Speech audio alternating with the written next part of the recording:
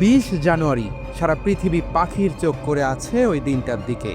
কারণ এ দিনটিতে Donald Trump মার্কিন যুক্তরাষ্ট্রের 47তম প্রেসিডেন্ট হিসেবে শপথ নেবেন। কিন্তু ট্রাম্পের শপথ অনুষ্ঠানের আমন্ত্রিত অতিথিদের তালিকা ঘিরে শুরু হয়েছে নানা জল্পনা কল্পনা। চীন, ইতালি, আর্জেন্টিনার শীর্ষ নেতারা দাওয়াত পেয়েছেন। তবে ভারতের প্রধানমন্ত্রী নরেন্দ্র মোদী কেন নেই সেই তালিকায়? কি ঘটছে? ট্রাম্পের শপথ অনুষ্ঠানে আমন্ত্রণ পেয়েছেন বেশ কিছু আন্তর্জাতিক নেতা। তবে চমক হলো, ভারতের প্রধানমন্ত্রী নরেন্দ্র মোদীর নাম নেই। এটা কি ট্রাম্পের সঙ্গে ভারতের সম্পর্কের কোনো সংকেত? কিন্তু চীনের প্রেসিডেন্ট শি জিনপিং এর নাম তো তালিকায় রয়েছে। এই আমন্ত্রণের পেছনে কি গভীর কূটনীতি লুকিয়ে থাকতে পারে? মার্কিন প্রেসিডেন্টের অভিষেক অনুষ্ঠানে সাধারণত বিদেশি রাষ্ট্রপতি ও সরকার প্রধানদের আমন্ত্রণ জানানো হয় না। তবে ট্রাম্প এই রীতি ভেঙে দিয়েছেন। তিনি আমন্ত্রণ জানিয়েছেন বেশ কয়েকজন কট্টর ডানপন্থী নেতা এবং জাতীয়তাবাদী রাজনীতিবিদকেও।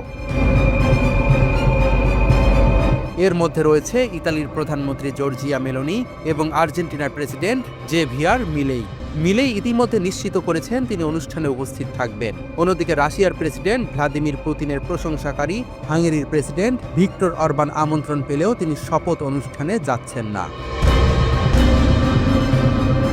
এবার সবচেয়ে বড় প্রশ্ন, চীনের প্রেসিডেন্ট শি জিনপিং কেন আমন্ত্রণ পেয়েছেন? এটি কি কোনো খোলাখুলি আলোচনার সূচনা হতে যাচ্ছে?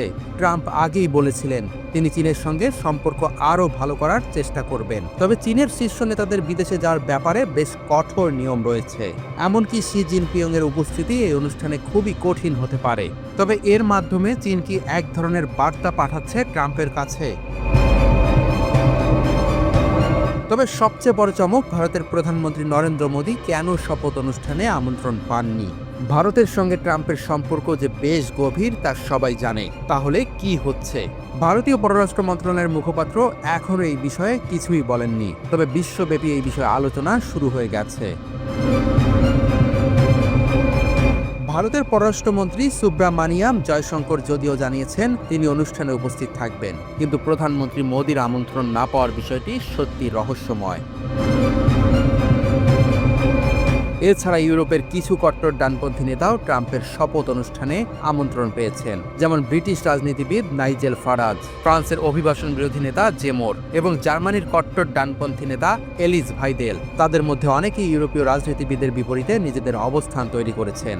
আরও গুরুত্বপূর্ণ শপথ অনুষ্ঠানে উপস্থিত থাকবেন প্রযুক্তি উদ্যোক্তা ইলন মাস্ক, মার্ক জাকারবার্গ এবং জেফ বেজোসের মতো শীর্ষ ধনী ব্যক্তিরাও। আরেকটি নাটকীয় খবর, ট্রাম্পের শপথের জায়গা বদলানো হয়েছে। ঐতিহ্য অনুযায়ী ক্যাপিটাল বিল্ডিংয়ের উদ্যানে শপথ নেওয়ার একটি প্রথা রয়েছে, কিন্তু এবার শপথ হবে ক্যাপিটাল রোটান্ডায় ইনডোরে। ওয়াশিংটনে শৈত্যপ্রবাহের পূর্বাভাস, ঠান্ডা এমনকি তুষারপাতও হতে পারে।